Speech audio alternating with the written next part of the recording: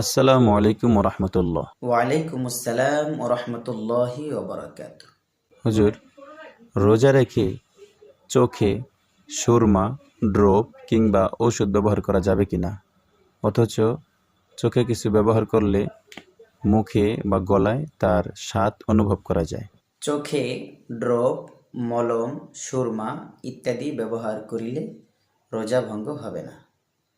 যদিও চোখে ড্রপ, মলম, ওষুধ ব্যবহার করার কারণে গলার মধ্যে তার স্বাদ বা তিক্ততা অনুভব হয়, তবুও রোজা ভঙ্গ হবে না।